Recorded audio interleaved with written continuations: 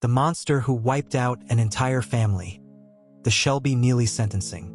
Before we dive in, kindly hit the subscribe button and let us know where you are watching from in the comment. It started with a knock. A simple knock. One that didn't sound urgent. One that didn't sound threatening. Just unexpected. It was a cool evening in late 2018. The Vanishes home in Tarpon Springs, Florida sat quiet. Lights off, curtains drawn, stillness filling every corner. A neighbor had walked over because something felt off. The house looked abandoned. No movement, no voices, no activity. And the dogs. The family always had their dogs outside at some point during the day. Now, silence. The neighbor knocked again. Still nothing. They walked back home, slightly uneasy. Something didn't feel right. And they were right. Inside that house, a nightmare was sealed away. A nightmare that had started long before anyone knew. A nightmare that would end with a man named Shelby Nealy standing in a courtroom, facing the consequences of one of Florida's most disturbing family annihilation cases. But back then, in that quiet neighborhood, no one knew the truth. Not yet. Jamie Vanishes had not been seen for weeks. She was only 21, a young mother, a woman with dreams, struggles, and hopes for a better life. She had been married to Shelby, though the marriage was crumbling. Friends tried calling her. Nothing. Her family sent texts. Silence.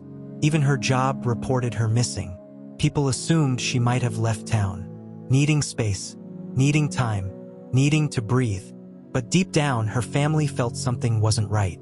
Jamie wouldn't vanish. She wouldn't abandon her responsibilities. She wouldn't disconnect from the world like this. Something was wrong, very wrong, and that wrongness was buried in the backyard. Literally. While Jamie was missing, Shelby Nealy was calm. Too calm. He was driving her car, using her phone, talking to people as if nothing was unusual. He even messaged her family, pretending to be her, sending them text after text, lying with every keystroke, telling them she was fine, telling them she needed a break, telling them to stop worrying. But every lie was covering something darker, something evil, something he had already done. Jamie wasn't missing. She wasn't traveling. She wasn't taking time for herself. She was dead, killed by the man who once promised to love her. And as Shelby kept lying, the truth waited beneath the soil, cold, silent, hidden. Then came the real panic. Jamie's parents, Richard and Mara, vanished too. So did her brother, Nicholas. And the dogs. All gone. At first, police believed maybe the family had left together. Maybe they were helping Jamie. Maybe it was a misunderstanding. But the same eerie signs appeared. No calls. No activity. No social media posts. No financial movement. Nothing. The entire Vanishes family had gone silent. Shelby? Still calm. Still pretending everything was normal. Still spinning lies. He even showed up at places with the children he had with Jamie, acting like a father taking care of his kids, smiling, joking, laughing, as if he hadn't buried their mother in the backyard, as if he hadn't done far worse to the rest of the family. His calmness wasn't normal. It wasn't human. It was chilling. Detectives started to connect dots. Strange behaviors, inconsistencies, odd financial moves. Shelby pawning items that belonged to the Vanishes family. Then surveillance cameras caught him, crossing state lines, driving west, with the children in the car. No explanation, no reason. He was headed toward Texas. When Texas police spotted him, they approached his vehicle. He ran. He sprinted through neighborhoods, through streets, desperate to escape. But he didn't get far. Officers tackled him, arrested him, brought him in, and that's when the lies began to crack. Shelby didn't confess immediately, but he said enough, hinted enough, suggested enough. Enough to send detectives running back to Florida. Enough to make them dig. Enough to reveal what he had been hiding in the ground. Underneath layers of dirt. Underneath garbage bags. Underneath silent stillness. They found her, Jamie, dead, buried behind her own home. Her body still wrapped, still hidden, still trapped under the weight of a man's brutality. For detectives, it was the first confirmation, the first solid truth in a sea of lies. Jamie had been murdered, and the person who killed her had been living freely, driving freely, smiling freely, breathing freely. But Jamie wasn't the only victim. Detectives then turned their attention to the home of her parents, and what they found there shocked the community, shocked even seasoned investigators, shocked everyone who thought they had seen true evil. Because Jamie's parents, her brother, and even the family dogs, they were all dead, murdered, one by one, in a calculated, merciless massacre, the kind of violence that leaves even hardened detectives silent. Still, haunted, Shelby had wiped out an entire family. 3 generations. Gone. Forever. People asked the same question over and over. Why? Why kill your ex-wife? Why kill her parents? Why kill her brother? Why kill the dogs? Why destroy everyone connected to her? The answer was simple and terrible. Control. Anger. Money. Revenge. Shelby wanted power. He wanted to decide Jamie's fate. He wanted to stop the family from interfering. He wanted to wipe out everyone connected to her so no one would question him, so no one would challenge him, so no one would expose him. And he almost got away with it. But evil always leaves cracks, and detectives found them, one by one. Years later, the courtroom was silent as Shelby Nealy walked in for his sentencing. No emotion, no remorse, no sign of regret, just the same chilling calmness he showed while pretending everything was normal. Family members of the Vanishes victims filled the seats, their faces heavy with grief, their hearts crushed, their lives forever changed. Some cried softly, some clenched their fists, some stared at Shelby with a hatred deeper than words. And then the judge spoke. The charges, the murders, the brutality, the suffering, everything was laid out for the world to hear. Every detail, every ounce of horror, every piece of evidence. The courtroom didn't breathe. The judge looked at Shelby. Calm, cold, direct. You destroyed an entire family, the judge said. And for that, you will pay. Then the sentence was delivered. Long, heavy, final. A punishment meant for someone who showed no mercy. Someone who took life after life after life. Someone who brought terror into a quiet Florida neighborhood. Shelby Nealy wouldn't walk free again. Not in this lifetime. Not in any lifetime. And the victims? They finally had justice. But here's the thing. The courtroom might fall quiet. The news might slow down. The headlines might fade. But the story continues. Because people still ask, how did he do it? Why didn't anyone see the signs? Was this preventable? What was happening inside that home before the murders? And what fully happened in those final moments? There is so much more to uncover, so much more to reveal. And in the next chapter, you'll see the details that most people never hear.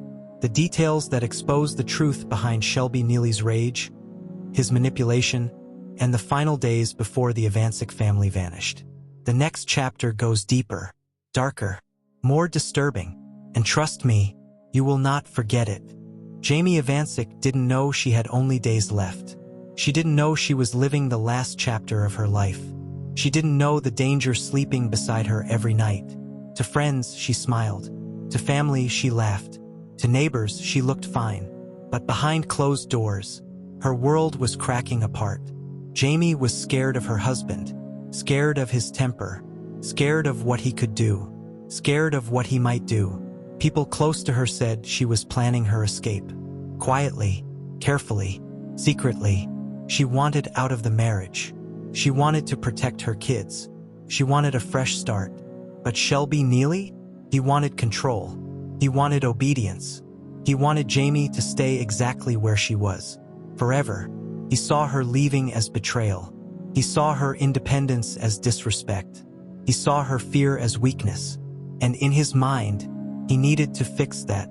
Jamie left small hints, small comments, little messages to friends, but nothing that sounded like an emergency.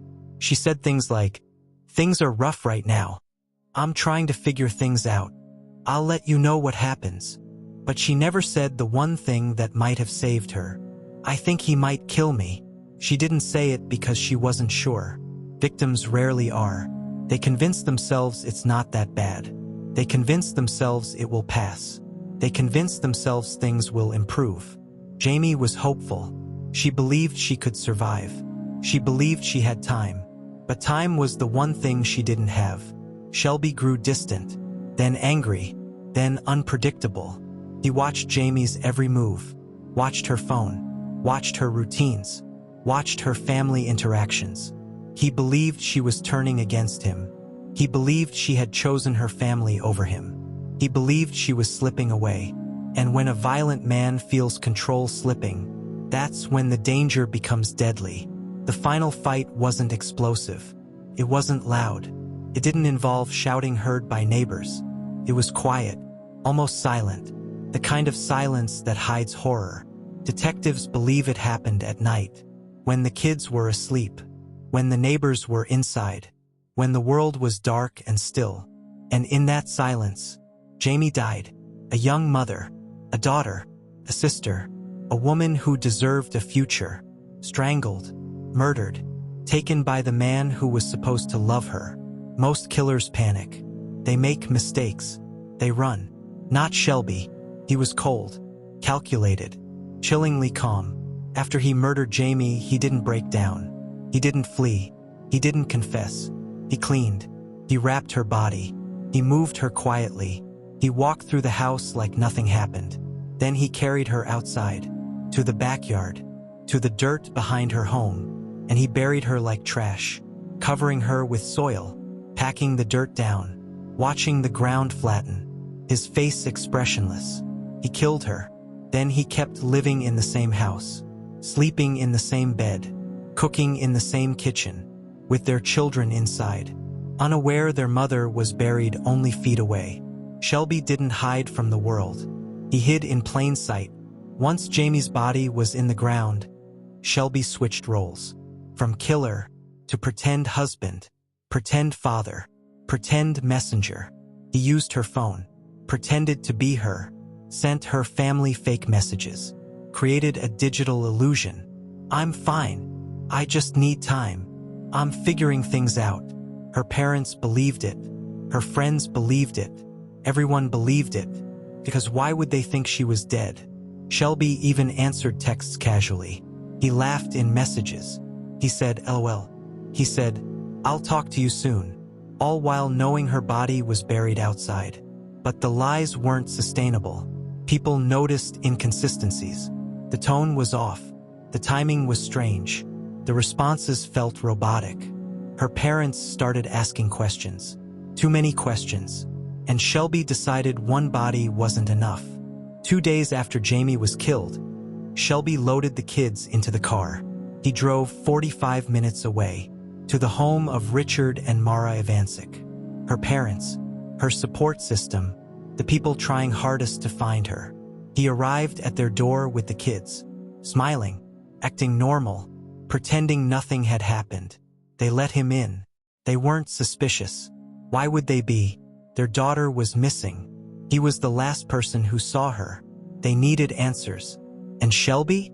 He needed them gone. He couldn't afford witnesses. He couldn't afford suspicion. He couldn't afford interference. So he waited. He watched. He planned. And the next wave of violence began. The Ivancic home became a crime scene. A massacre. Richard and Mara were murdered first. Ambushed. Unable to fight back. Unable to protect their home. Then came Nicholas, their adult son. He never saw it coming. Even the family dogs were killed. Because Shelby didn't want barking. Didn't want attention. Didn't want any chance of detection. The house fell silent. Silent like the backyard where Jamie's body lay. Shelby wiped out 3 generations in a single spree. A family that welcomed him, loved him, supported him, trusted him. And he left their bodies where they fell, inside the home, hidden for days. Then he locked up the house, took items to pawn, collected what he wanted. Then he put his children back in the car and drove away, as if nothing happened. This part is disturbing, painful, hard to process. Shelby kept the children with him the entire time. They were present during the aftermath. They lived through the chaos. They sat in the car during pawn shop runs. They slept in different locations. They moved across states. Little kids, confused, scared, disconnected. Detectives say the children looked malnourished when found. They had no idea what happened to their mother. No idea what happened to their grandparents. No idea they were riding beside a killer for days. They only knew that something wasn't right. Something felt wrong. Something felt frightening. And eventually, that fear showed in their behavior. Shelby drove 1,000 miles west, all the way to Texas, all the way to escape. He thought distance meant safety. He thought location meant invisibility. He thought he outsmarted everyone. But Florida detectives were building a case, connecting evidence, tracking the family's disappearance, following financial and phone records, and then a hit, Shelby's car, spotted in Texas. Police surrounded the area, prepared for a violent takedown, prepared for anything. But Shelby didn't fight. He ran. He ran like a man trying to outrun his own crimes, like a man sprinting away from reality, like a man who knew the truth was catching up. But the chase didn't last long. Officers tackled him, cuffed him, dragged him off the pavement, and he knew it was over. For the first time, the mask cracked, not by confession, but by silence. Because when detectives asked where his wife was, he didn't answer. When they asked about her parents, he didn't answer. When they asked about her brother, he didn't answer. Just silence. Dark, empty, cold. The same silence that followed him from Florida to Texas. Once the arrest was made, detectives raced back to Florida. They searched the Vanishes home. They searched Jamie's home. They searched every place Shelby had access to. And then the digging started. The backyard gave up its secret. Jamie's body surfaced, wrapped, bound, hidden. Inside her parents' home, the rest of the family was discovered. Lifeless, cold, silent. It was one of the most horrifying scenes in recent Florida history. Detectives described it in one word: evil. Not anger, not panic, not self-defense. Pure, calculated evil. People always ask, why did he kill all of them? For more chilling true crime stories, don't forget to like, comment, and subscribe to the channel. Detective Ryan McKinley still remembers the moment the case landed on his desk. A simple call, a welfare check, nothing dramatic. Family hasn't been heard from. House locked. Dogs quiet. Something feels wrong. It sounded routine. It sounded like a misunderstanding. It sounded like a simple knock on a door. But when detectives arrived at the Vanishes home, nothing was routine. Nothing was simple. Nothing was normal. The silence outside felt heavy, dark, still. A kind of silence that only exists in homes where something terrible has happened. The front door was locked. The blinds were shut. No movement. No sound. Detectives felt it immediately. Something was very, very wrong.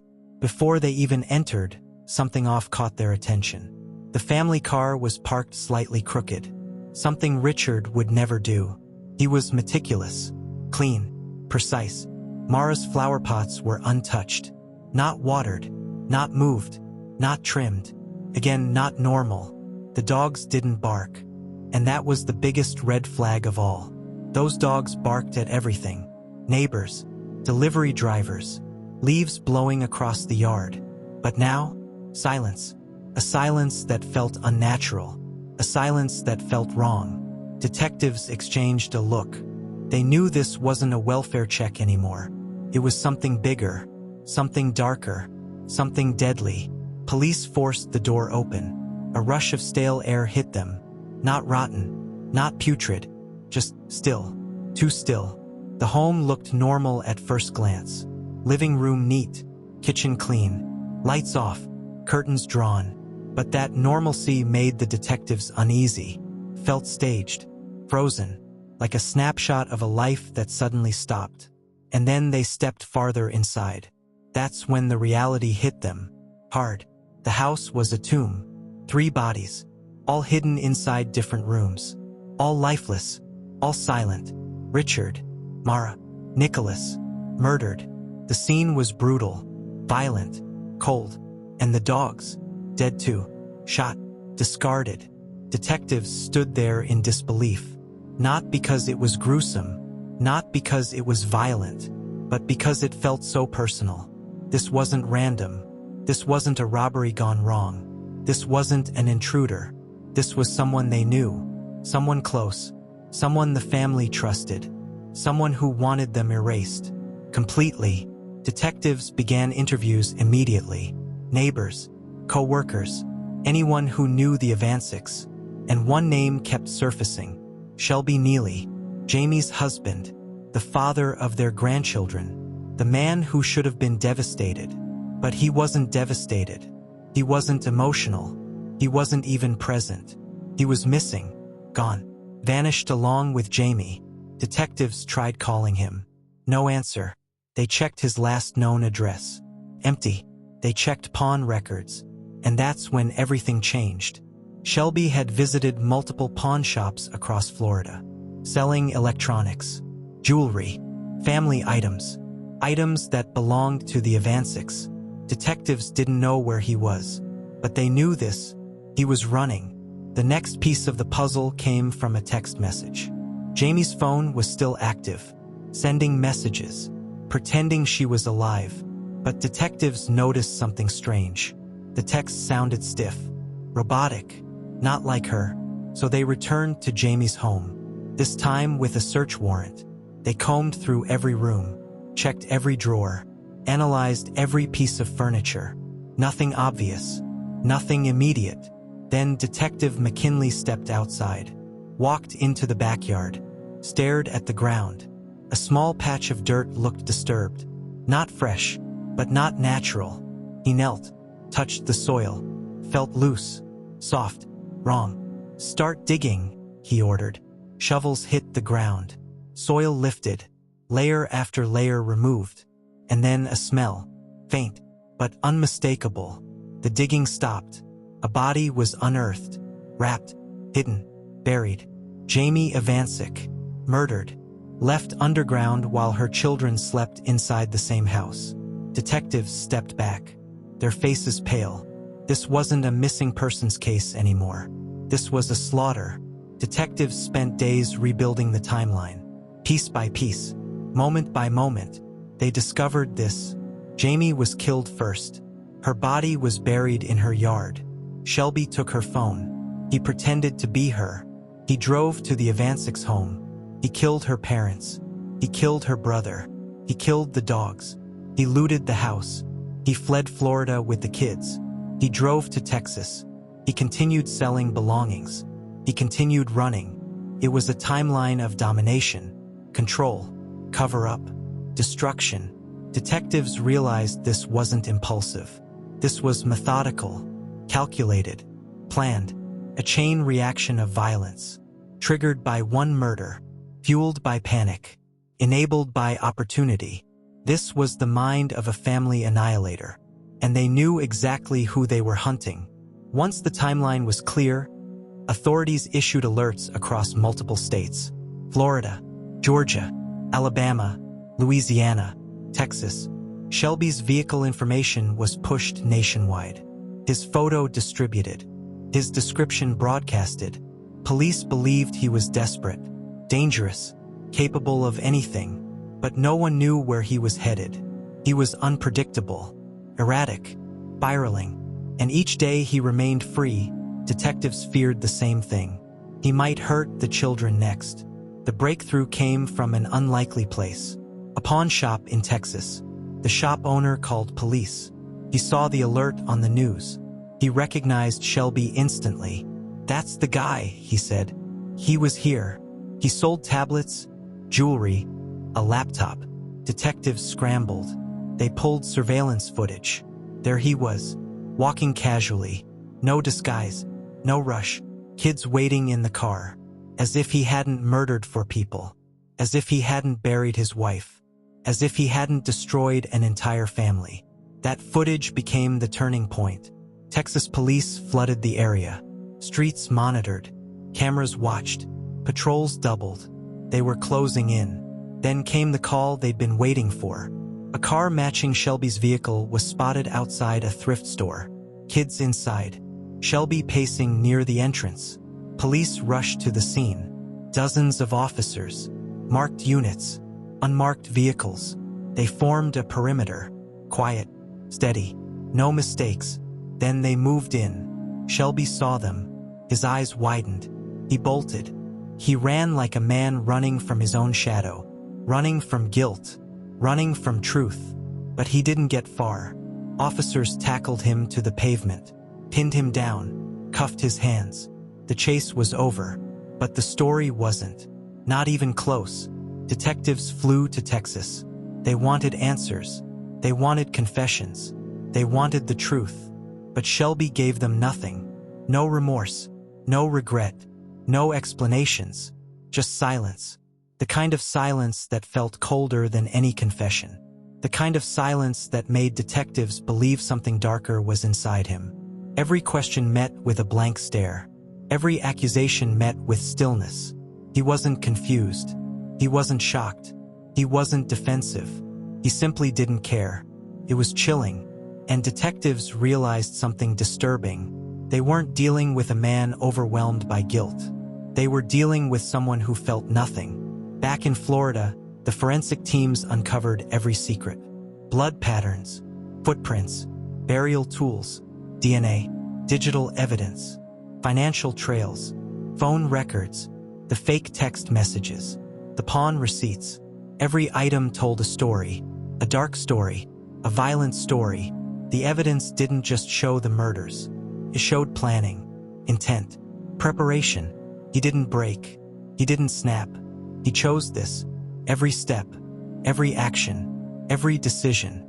And that realization made the case one of the most disturbing Florida had ever seen.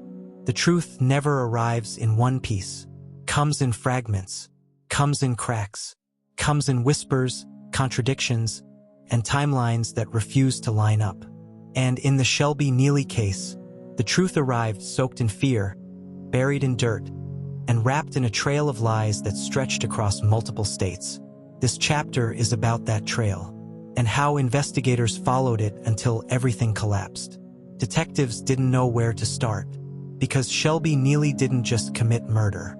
He created chaos. He created noise. He created confusion. Every time they thought they found his path, it split into 3 more, and every one of them looked deliberately manufactured. Fake texts, fake stories, fake sightings, fake explanations, fake concern. He built a wall of deception, a wall meant to delay investigators long enough for him to disappear. But walls crack, and his cracks started early. It began with one simple detail, a message neighbors remembered hearing. A dog that never stopped barking, a dog that barked for days, then stopped. It bothered people. It lingered in their minds. But no one connected it to the nightmare to come. Not yet. When detectives entered the Avancic home, they expected panic. They expected struggle. They expected chaos. Instead, the house looked normal. Too normal. Lights off. Mail stacked. No signs of forced entry. No signs of a fight. It was a house frozen in time. A house pretending everything was fine. But one detail shattered the illusion. Food. Food in bowls. Food for the family's dogs. Still untouched. Dogs don't skip meals. Not unless something terrible has happened. Investigators took photos. Marked it. Wrote it down. It didn't make sense. But nothing about this case made sense. And that was the problem. Because when a house looks too perfect, too still, too staged, it's rarely good news. Detectives reached out to the people closest to the family. Neighbors, co-workers, friends. Everyone said the same thing. They wouldn't just leave. They never disappear. This is wrong. And then they spoke to the one person who wasn't panicking. Shelby Nealy. His voice was flat. His story rehearsed. His details mechanical. He said Jamie left. He said she needed time. He said she wasn't answering him either. But something in his voice felt off. Too calm. Too controlled. Detectives noted it. Not proof. Not evidence, just a feeling. But in true crime, feelings matter, instinct matters, and every instinct screamed, he's hiding something. Technology always leaves shadows. Even when killers think they're careful, detectives pulled phone records, every ping, every tower, every movement, and then it appeared, something impossible. Jamie's phone didn't leave the area. It didn't travel with her. It didn't move far at all. It stayed near the house. It stayed in one spot for hours. Then suddenly it powered off. Not dead, not low battery, manually shut off. And the timestamp matched something else. A period of time when neighbors reported hearing the dogs barking nonstop. Detectives circled the time, underlined it, compared it to Shelby's statements. He said she left, but her phone said she didn't. That contradiction became the first real crack in his story, and the first solid step in the trail of lies. Next came the car. Jamie's vehicle vanished. Not reported stolen, not found abandoned, simply gone. But then a license plate reader flagged it. Hundreds of miles away, in Ohio, detectives stared at the hit. Ohio? Why Ohio? The family had no ties there, no friends, no relatives, except one person, Shelby, his new life, his new relationships, his new orbit. The clue wasn't subtle. It was a flare pointing directly at him. But detectives had something even better. Security footage. A grocery store camera. Low quality, grainy, far away, but clear enough to show the driver. It wasn't Jamie. It wasn't a stranger. It was him, Shelby, driving her car, casual, calm, like the vehicle wasn't part of a missing person investigation. Detectives paused the footage, zoomed in, marked the timeline. He was no longer just suspicious. He was connected, directly connected. This was the second crack. A very big one. One missing person is tragic. Two is concerning. But an entire family? Impossible. Unexplainable. Detectives couldn't shake the feeling. Too many vanishings. Too clean. Too controlled. Families don't evaporate. They don't disappear without chaos. Unless someone made sure they couldn't escape. They interviewed the parents' co-workers, friends, neighbors. Everyone said the same thing. They would never leave without telling us. But there was one thing no one noticed. Important documents, bills, mail, untouched for days. Families on trips don't ignore their mail. They prepare. They pause services. They make arrangements. None of that happened. Detectives marked it. Another detail, another warning sign, and the trail deepened. Money doesn't lie. People do. So detectives pulled bank statements. One account stood out. Jamie's. Withdrawals. Purchases. Gas. But not in her pattern. Not in her habits. Different states. Different times. Different behavior. And one detail froze investigators. Purchases made in Ohio again. They crossed it with footage. With timestamps. With phone records. And the shadow following those purchases wasn't Jamie. It was Shelby. He was using her card, her account, her identity, and for investigators, this was no longer a missing person case. It was a financial crime, a theft, and possibly something darker. But the darkest wasn't discovered until they found the buried remains. That came later, in a place no one expected. Detectives traveled to Ohio. They checked hotels, motels, campgrounds, parking lots, and they found something strange. A man matching Shelby's description had been staying at a cheap motel, under an alias. But he wasn't alone. He had someone with him, a child, Jamie's child, traveling with the man who claimed not to know where she was. That detail sent shockwaves through the investigative team. Where was Jamie? Where were her parents? Where was her brother? Why would Shelby flee with the child if everything was normal? He didn't run because he was confused. He didn't run because he was scared. He ran because he was guilty. Investigators felt it in their bones. This trail wasn't leading to an accident, or a misunderstanding, or a spontaneous disappearance. It was leading to something far darker. People talk. Rumors spread.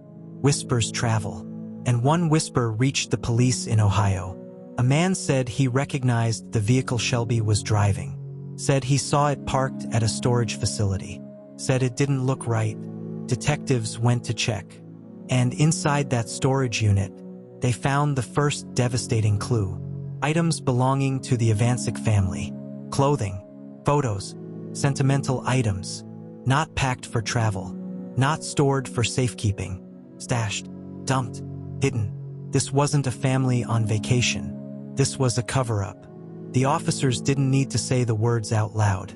The evidence screamed it. This is homicide. Detectives returned to Florida. They returned with warrants, evidence, a timeline, and one driving belief. The family never left the property alive. Cadaver dogs were brought in. They walked the yard, sniffed the soil, circulated through corners. And then one dog stopped. Then another. Justice is slow. Justice is heavy. Justice is painful. But in the case of Shelby Nealy, justice didn't walk toward him. It sprinted. What happened after investigators unearthed the Vanishes family was not just a criminal case. It was an avalanche of evidence. Lies collapsing, timelines failing, and witnesses finally speaking out. This was the moment when everything came full circle. The moment when the monster who destroyed an entire family could no longer run. This is the sentencing, the last chapter, the final reckoning. And it begins with the night everything fell apart for him. Investigators cornered Shelby in Ohio. It wasn't a dramatic chase. It wasn't chaos. It wasn't a cinematic race through highways.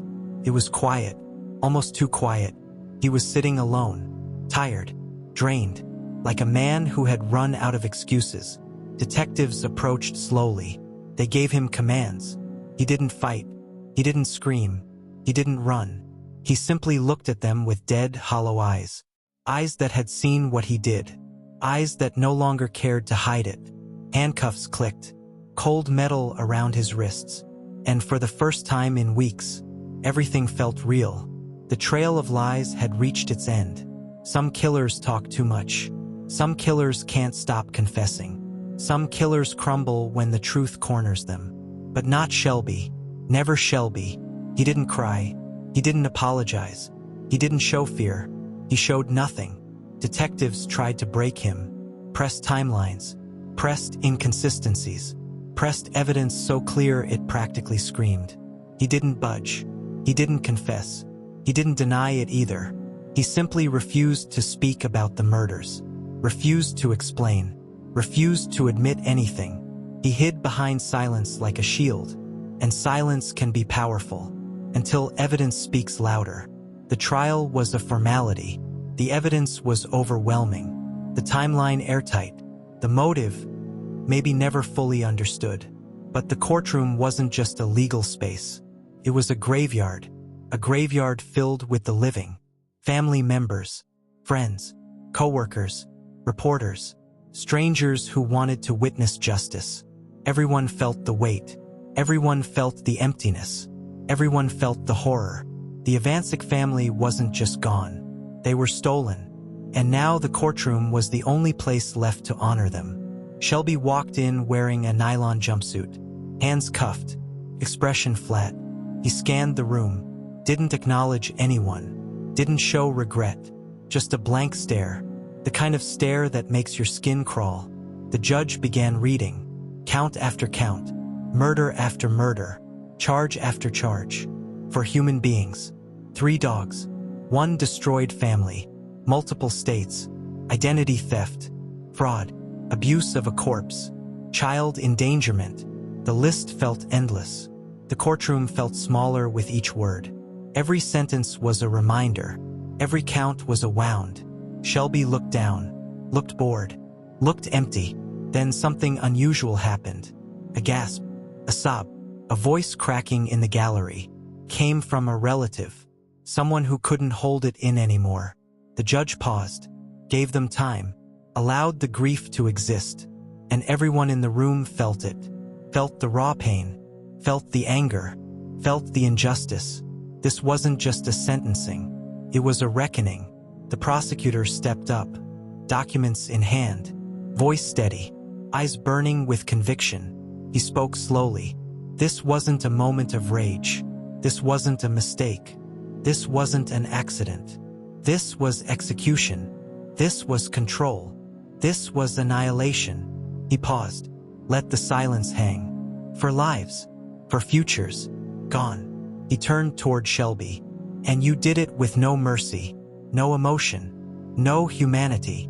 He motioned to the gallery. These families will never get birthdays again.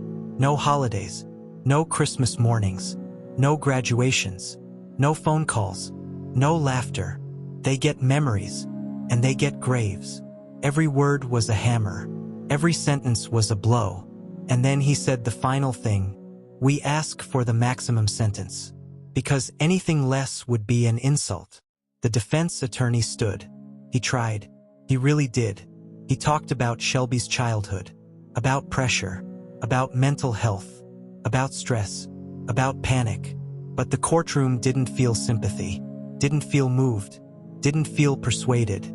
Every explanation felt small, felt hollow, felt like trying to put out a wildfire with a cup of water. The attorney ended with, "My client deserves a chance at rehabilitation." A murmur traveled through the room. Rehabilitation? For a man who buried a family in their own backyard? It was over. Everyone knew. Victim impact statements. The most emotional moment. The part where grief becomes a voice. One by one, they stood up. They walked forward. They faced the man who destroyed everything. A mother spoke first. Voice shaking. Hands trembling. "You didn't just kill my daughter. You killed every part of my life that mattered." A brother stood next. "You took my best friend. You stole my support. You stole my future." A father, a cousin, a childhood friend. Tears everywhere. Voices cracking. Pain pouring out like blood from an open wound. And Shelby? Still blank. Still cold. Still empty. His lack of emotion only fueled the rage. Only deepened the hurt. Only reinforced the truth. Some people don't break because they were never whole. The judge looked at Shelby, looked directly into his face, as if searching for a flicker of humanity. There was none. "Mr. Nealy," the judge said, "do you wish to make a statement?" Silence. He didn't stand. He didn't apologize. He didn't even lift his head. Just blankness. The judge sighed, a long, exhausted sigh. Then he delivered the words everyone had waited so long to hear. "On the charge of first-degree murder life. On the charge of first-degree murder life. On the charge of first-degree murder life. On the charge of first-degree murder life. No possibility of parole. And each sentence shall run consecutively. For lives taken. For lives returned symbolically through 4 life sentences." Shelby didn't react. Not a twitch. Not a flinch. Not a blink. His life was effectively over, and he couldn't care less. But the families cared. They cared deeply. They cried. They held each other. They exhaled for the first time in years. Not healed, but relieved. Not whole, but finally given justice. Shelby was escorted away, chains rattling, steps slow, body stiff. As he walked out, someone whispered, "Coward." Another whispered, "Monster." The doors closed behind him, and for the first time, the courtroom felt safe again. The Ivancic family wasn't coming back, but their story had been heard. Their voices finally mattered. Their suffering was acknowledged, and the man who took them away would spend the rest of his life in a concrete box, alone, silent, forgotten by the world, exactly where he belonged. True crime cases come and go. Some fade, some linger, some become headlines for a week, and then disappear. But this case carved itself into people's memory. Not because of the brutality, not because of the lies, not because of the horror, but because it reminded everyone of something painful and true. Evil can live next door. Evil can smile in your face. Evil can share a home, share a bed, share a life, and still destroy everything. The Ivancic family left behind love. They left behind memories. They left behind a community that refused to give up until every piece of the truth was uncovered. Their story will not be forgotten. Not by investigators. Not by their loved ones. Not by the people who followed every step of the case. And not by your viewers. For more chilling true crime stories, don't forget to like, comment, and subscribe to the channel.